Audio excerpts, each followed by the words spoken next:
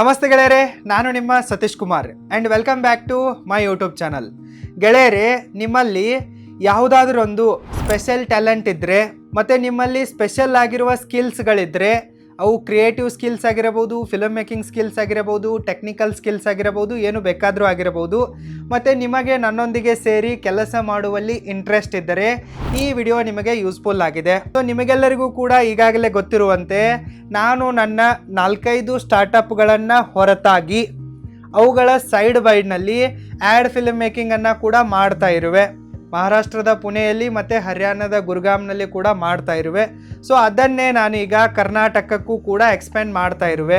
ಮುಂಚೆ ನಾನು ಕರ್ನಾಟಕದಲ್ಲಿ ನನಗೆ ಗೊತ್ತಿರುವವರಿಗೆ ಮತ್ತು ಆಲ್ರೆಡಿ ನನ್ನ ನೆಟ್ವರ್ಕ್ನಲ್ಲಿರುವವರಿಗೆ ಮಾತ್ರ ಸರ್ವಿಸನ್ನು ಕೊಡ್ತಾ ಇದ್ದೆ.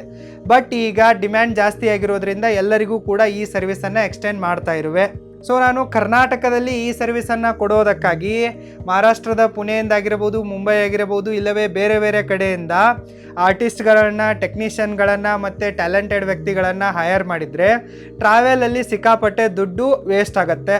ಸೊ ಅದು ಅವರಿಗೂ ಕೂಡ ಪ್ರಯೋಜನವಿಲ್ಲ, ನನಗೂ ಕೂಡ ಪ್ರಯೋಜನ ಇಲ್ಲ, ಮತ್ತು ಕಸ್ಟಮರ್ಗೆ ಅದು ಹೆವಿ ಆಗುತ್ತೆ. ಸೊ ಅದಕ್ಕಾಗಿ ನಾನು ಕರ್ನಾಟಕದಲ್ಲಿ ಈ ಸರ್ವಿಸಸ್ಗಳನ್ನು ಕೊಡೋದಕ್ಕೆ ಲೋಕಲ್ ಟ್ಯಾಲೆಂಟ್ಸ್ಗಳನ್ನೇ ಯೂಸ್ ಮಾಡ್ಕೋಬೇಕು ಅನ್ನೋ ಒಂದು ಡಿಸಿಷನನ್ನು ತೆಗೆದುಕೊಂಡಿರುವೆ. ಅದಕ್ಕಾಗಿ ನಿಮ್ಮಲ್ಲಿ ಟ್ಯಾಲೆಂಟ್ ಇದ್ದರೆ, ನಿಮ್ಮಲ್ಲಿ ಒಂದು ಸ್ಕಿಲ್ಸ್ಗಳಿದ್ದರೆ ಮತ್ತು ನಿಮಗೆ ನನ್ನೊಂದಿಗೆ ಸೇರಿ ಕೆಲಸ ಮಾಡುವ ಇಂಟ್ರೆಸ್ಟ್ ಇದ್ದರೆ, ಸೊ ನೀವು ನನ್ನೊಂದಿಗೆ ಸೇರಿ ಕೆಲಸವನ್ನು ಮಾಡ್ಬೋದು. ಇದು ಫುಲ್ ಟೈಮ್ ಜಾಬ್ ಅಲ್ಲ ಮತ್ತು ಇದು ಪಾರ್ಟ್ ಟೈಮ್ ಜಾಬ್ ಕೂಡ ಅಲ್ಲ. ಇದೊಂಥರ ಕಾಂಟ್ರಾಕ್ಟ್ ಬೇಸ್ಡ್ ಜಾಬ್ ಆಗಿದೆ, ಒಂಥರ ಫ್ರೀಲ್ಯಾನ್ಸರ್ ಜಾಬ್ ಆಗಿದೆ. ಸೊ ಯಾವಾಗ ನನಗೆ ಕೆಲಸ ಸಿಗತ್ತೋ, ಕಾಂಟ್ರಾಕ್ಟ್ ಸಿಗತ್ತೋ, ಸೊ ಆವಾಗ ನಾನು ನನ್ನ ನೆಟ್ವರ್ಕಲ್ಲಿರುವ ಟ್ಯಾಲೆಂಟ್ಸ್ಗಳನ್ನು ಯೂಸ್ ಮಾಡಿಕೊಳ್ಳುವೆ. ಸೊ ನೀವು ಅವತ್ತು ಕೆಲಸ ಮಾಡ್ತೀರಾ, ಸೊ ಅವತ್ತೇ ನಿಮಗೆ ಪೇಮೆಂಟ್ ಆಗಿಬಿಡತ್ತೆ, ಯಾವುದೇ ಥರದ ಡಿಲೇ ಇರಲ್ಲ. ಅವಶ್ಯಕತೆಗೆ ತಕ್ಕಂತೆ ಕೆಲಸ ಮಾಡಬೇಕಾಗತ್ತೆ. ಒಂದು ವೇಳೆ ಆ ಕೆಲಸ ಆನ್ಲೈನಲ್ಲೇ ಕಂಪ್ಲೀಟ್ ಆಗೋ ಥರ ಇದ್ದರೆ ಆನ್ಲೈನಲ್ಲೇ ಕೆಲಸ ಆಗುತ್ತೆ. ವರ್ಕ್ ಫ್ರಮ್ ಹೋಮ್ ನೀವು ಮಾಡ್ಬೋದು. ಸಪೋಸು ಆಫ್ಲೈನಲ್ಲಿ ಮಾಡಬೇಕಾದ್ರೆ, ಆಫೀಸ್ನಿಂದ ಮಾಡಬೇಕಾದ್ರೆ ಆವಾಗ ನೀವು ಆಫೀಸಿಗೆ ಬರಬೇಕಾಗತ್ತೆ. ಸೊ ಈ ರೀತಿ ಅಂದರೆ ಯಾವ ರೀತಿ ಕೆಲಸದ ನೇಚರ್ ಇದೆನೋ, ಯಾವ ರೀತಿ ನೀಡ್ ಇದೆನೋ ಆ ರೀತಿ ನೀವು ಕೆಲಸವನ್ನು ಮಾಡಬೇಕಾಗತ್ತೆ.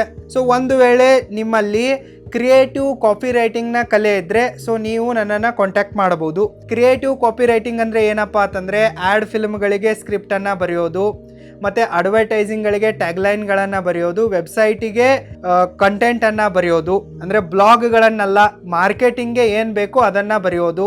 ಒಂದು ಬಿಸ್ನೆಸ್ ಇರುತ್ತೆ, ಅದನ್ನು ಪ್ರಮೋಟ್ ಮಾಡೋದಕ್ಕಾಗಿ ಲೈನ್ಸ್ಗಳನ್ನು, ಕ್ಯಾಚಿ ಲೈನ್ಸ್ಗಳನ್ನು, ಅಟ್ರಾಕ್ಟಿವ್ ಲೈನ್ಸ್ಗಳನ್ನು ಆ ಬಿಸ್ನೆಸ್ಸಿಗೆ ಸಂಬಂಧಪಟ್ಟಂತೆ ಬರೆಯೋದಿರುತ್ತೆ. ಸೊ ಆ ಕಲೆ ನಿಮ್ಮಲ್ಲಿದ್ದರೆ ನೀವು ಅಪ್ರೋಚ್ ಆಗ್ಬೋದು. ನೀವು ಆರ್ಟ್ ಡೈರೆಕ್ಷನ್ನಲ್ಲಿ ಎಕ್ಸ್ಪರ್ಟ್ ಆಗಿದ್ದರೆ, ಇಲ್ಲವೇ ನಾಲೆಜ್ ಇದ್ದರೆ ನನ್ನ ಟೀಮ್ಗೆ ಜಾಯಿನ್ ಆಗ್ಬೋದು.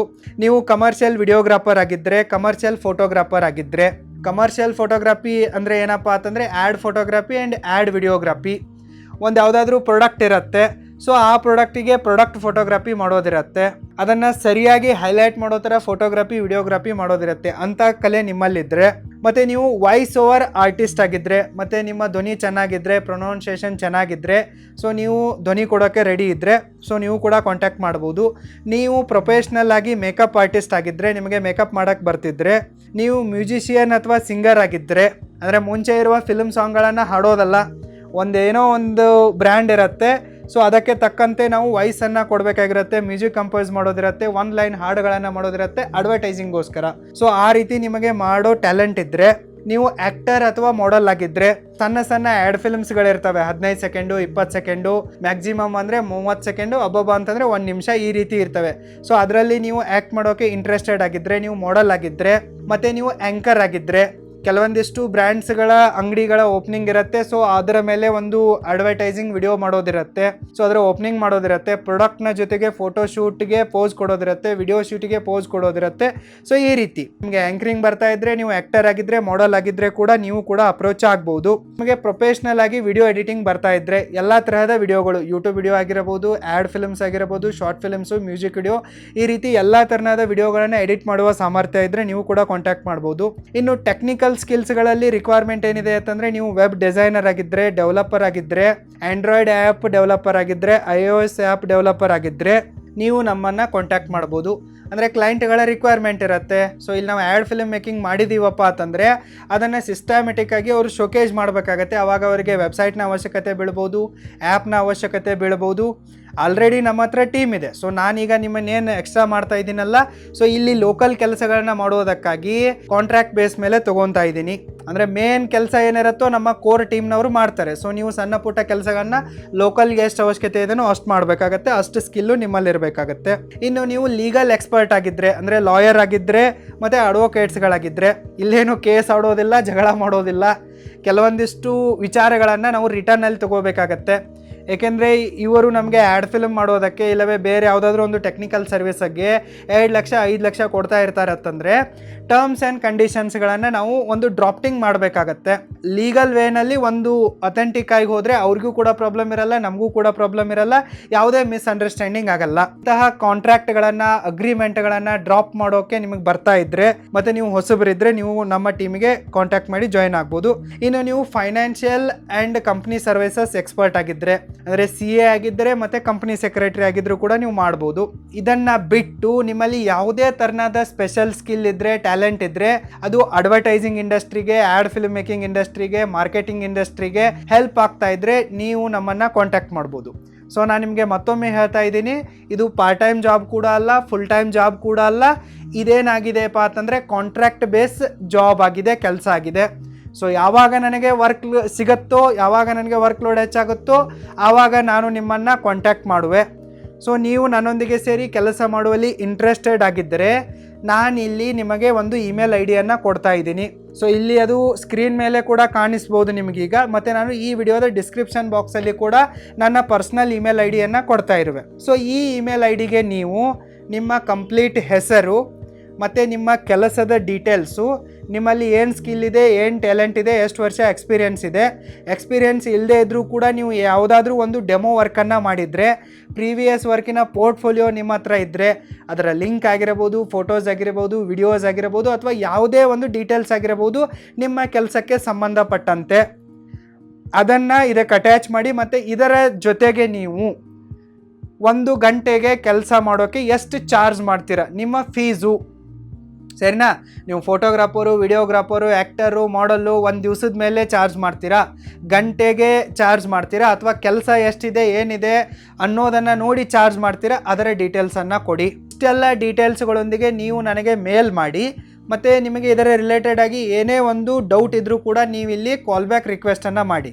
ಮೊದಲು ನಿಮ್ಮ ಎಲ್ಲ ಕಂಪ್ಲೀಟ್ ಡೀಟೇಲ್ಸು, ನಿಮ್ಮ ಕೆಲಸದ ಡೀಟೇಲ್ಸು, ಮತ್ತು ನೀವು ಎಷ್ಟು ಕೆಲಸಕ್ಕೆ ಎಷ್ಟು ಚಾರ್ಜ್ ಮಾಡ್ತಿರುವ ಅನ್ನೋ ಡೀಟೇಲ್ಸನ್ನು ಮೊದಲು ಬರೀರಿ. ಅದಾದ ನಂತರ ನಿಮಗೆ ಏನೋ ಡೌಟ್ಸ್ಗಳಿದ್ರೂ ಕೂಡ ಅಲ್ಲಿ ಕಾಲ್ ಬ್ಯಾಕ್ ರಿಕ್ವೆಸ್ಟನ್ನು ಮಾಡಿ ನಾನು ನಿಮಗೆ ಕಾಂಟ್ಯಾಕ್ಟನ್ನು ಮಾಡುವೆ, ಕಾಲ್ ಬ್ಯಾಕ್ ಮಾಡುವೆ.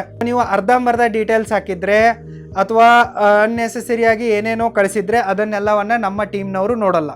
ಯಾರು ನಾನು ಹೇಳಿದ ಥರ ಸಿಸ್ಟಮೆಟಿಕ್ ಆಗಿ ಇಮೇಲನ್ನು ಮಾಡ್ತಿರೋ ಅಂಥವರಿಗೆ ಮಾತ್ರ ರೆಸ್ಪಾನ್ಸ್ ಬರುತ್ತೆ. ಇದಿಷ್ಟು ಈ ಡೀಟೇಲ್ಸ್ ಆಯಿತು. ನಿಮಗೆ ನನ್ನೊಂದಿಗೆ ಸೇರಿ ಕೆಲಸ ಮಾಡುವ ಇಂಟ್ರೆಸ್ಟ್ ಇದ್ದರೆ ಇಮೇಲ್ ಮಾಡಿ, ನಮ್ಮ ಟೀಮಿನ ಒಂದು ಪಾರ್ಟ್ ಆಗಿ. ನೀವು ನಿಮ್ಮ ಕರಿಯರ್ನಲ್ಲಿ, ಬಿಸ್ನೆಸ್ನಲ್ಲಿ ಗ್ರೋ ಆಗಬೇಕಂತಂದರೆ ನೀವು ಒಬ್ಬರೇ ಗ್ರೋ ಆಗೋಕ್ಕಂತೂ ಸಾಧ್ಯವೇ ಇಲ್ಲ. ನಿಮ್ಮ ಹತ್ರ ಎಷ್ಟೇ ಕೋಟಿ ಇದ್ದರೂ ಕೂಡ ನೀವು ಒಬ್ಬರೇ ಗ್ರೋ ಆಗೋಕ್ಕೆ ಸತ್ರು ಕೂಡ ಸಾಧ್ಯ ಇಲ್ಲ. ನಿಮ್ಮ ಹತ್ರ ಎಷ್ಟು ಒಳ್ಳೊಳ್ಳೆ ಕಾಂಟ್ಯಾಕ್ಟ್ಸ್ಗಳಿರ್ತವೋ, ನಿಮ್ಮ ನೆಟ್ವರ್ಕ್ ಎಷ್ಟು ಬಲಿಷ್ಠವಾಗಿರುತ್ತೋ, ದೊಡ್ಡದಾಗಿರುತ್ತೋ ಅಷ್ಟು ದೊಡ್ಡ ನೆಟ್ವರ್ಕ್ ನಿಮ್ಮದಾಗತ್ತೆ. ಮತ್ತು ಈ ಕ್ರಿಯೇಟಿವ್ ಕೆಲಸಗಳಲ್ಲಿ ಏನಾಗತ್ತಪ್ಪ ಅಂತಂದರೆ ಡೈರೆಕ್ಟಾಗಿ ಯಾರೂ ನಿಮಗೆ ಕೆಲಸ ಕೊಡಲ್ಲ. ನಿಮಗೆ ನೆಟ್ವರ್ಕ್ನ ಬೇಸಸ್ ಮೇಲೆ, ರಿಫರಲ್ ಬೇಸಸ್ ಮೇಲೇ ನಿಮಗೆ ಕೆಲಸ ಸಿಗತ್ತೆ. ನಾನೇನಿಲ್ಲಿ ಏಜೆನ್ಸಿ ನಡೆಸ್ತಾ ಇಲ್ಲ, ಕಂಪ್ಲೀಟ್ ಕೆಲಸದ ಜವಾಬ್ದಾರಿ ನಂದಿರುತ್ತೆ. ಸೊ ಆ ಒಂದು ಕೆಲಸವನ್ನು ಕಂಪ್ಲೀಟ್ ಮಾಡೋಕ್ಕೆ ಏನು ಟ್ಯಾಲೆಂಟ್ಸ್ಗಳು ಬೇಕೋ ಅದನ್ನು ನಾನು ಲೋಕಲ್ನಿಂದಲೇ ಹೈರ್ ಮಾಡ್ತಾ ಇರುವೆ. ಇಲ್ಲಿ ಕಸ್ಟಮರ್ಗೂ ಕೂಡ ಕಮ್ಮಿ ದರದಲ್ಲಿ ಅವನ ಕೆಲಸ ಆಗತ್ತೆ. ಸೊ ನನಗೂ ಕೂಡ ದೂರದಿಂದ ಟ್ಯಾಲೆಂಟ್ಸ್ಗಳನ್ನು, ಅಂದರೆ ನಾನಿಲ್ಲಿ ಬೆಳಗಾವಿ, ಹುಬ್ಬಳ್ಳಿ, ಬೆಂಗಳೂರು ಈ ರೀತಿ ಕೆಲಸ ಮಾಡುವಾಗ ಪುಣೆದಿಂದ ಅವ್ರನ್ನ ಕರ್ಕೊಂಬರೋದು, ಬಿಡೋದು, ಇಲ್ಲಿ ಆಫೀಸ್ಗೆ ಕನೆಕ್ಟ್ ಕೊಡೋದು 500 ಕಿಲೋಮೀಟ್ರ್ ಟ್ರಾವೆಲ್ ಡಿಸ್ಟೆನ್ಸ್ ಆಗುತ್ತೆ. ಇಲ್ಲೇ 30-35 ಸಾವಿರ ಹೋಗುತ್ತೆ. ಇನ್ನು ಅವರ ಒಂದು ಅಕಾಮಿಡೇಷನ್ ನೋಡಬೇಕು, ಫುಡ್ ನೋಡಬೇಕು, ಇದಕ್ಕೊಂದು 20 ಸಾವಿರ ಹೋಗುತ್ತೆ. 50 ಸಾವಿರ ಫಾಲ್ತು ಖರ್ಚಾಗತ್ತೆ. ಸೊ ಇದೇ ರೀತಿ ನಾನು ಬೇರೆ ಕಡೆ ಮಾಡುವಾಗ, ಹರಿಯಾಣದಲ್ಲಿ ಗುಡ್ಗಾಮ್ ಆಫೀಸಲ್ಲಿ ಮಾಡುವಾಗ ಕೂಡ ಅದೇ ಪ್ರಾಬ್ಲಮ್ ಆಗುತ್ತೆ. ಸೊ ಇಲ್ಲಿಯವ್ರನ್ನ ಅಲ್ಲಿ ಹೋಯೋದು, ಇಲ್ಲಿಯವ್ರನ್ನ ಅಲ್ಲಿ ಕಳಿಸೋದು, ಈ ರೀತಿ ಮಾಡೋದ್ರಿಂದ ವೇಸ್ಟ್ ಆಫ್ ಮನಿ ಇದೆ, ಮತ್ತು ಇದು ಅನ್ನೆಸೆಸರಿ ಆಗಿದೆ. ಮತ್ತೊಂದು ಪ್ರಾಬ್ಲಮ್ ಏನಾಗ್ತಾ ಇದೆಯಪ್ಪ ಅಂತಂದರೆ, ಮಹಾರಾಷ್ಟ್ರದಲ್ಲಿರೋರಿಗೆ ಹಿಂದಿ ಎಕ್ಸಲೆಂಟ್ ಆಗಿ ಬರುತ್ತೆ, ಇಂಗ್ಲೀಷ್ ಬರುತ್ತೆ, ಮರಾಠಿ ಬರುತ್ತೆ, ಎಲ್ಲ ಕೊಂಕಣಿ ಬರುತ್ತೆ, ಎಲ್ಲ ಬರುತ್ತೆ, ಬಟ್ ಕನ್ನಡ ಬರಲ್ಲ. ಸೌತ್ ಇಂಡಿಯನ್ ಲ್ಯಾಂಗ್ವೇಜಸ್ಗಳು ಅವರಿಗೆ ಬರಲ್ಲ. ನಾವು ಬರೆದು ಕೊಟ್ಟರು ಕೂಡ ಅವ್ರು ಪ್ರಾಕ್ಟೀಸ್ ಮಾಡ್ತಾರೆ, ಬಟ್ ಒಂದೇನು ಪ್ರೊನೌನ್ಸಿಯೇಷನ್ ಇರುತ್ತೋ, ಒಂದು ಟ್ಯೂನ್ ಇರುತ್ತೋ ಅದು ಇಲ್ಲಿಯವ್ರ ಥರ ಇರಲ್ಲ.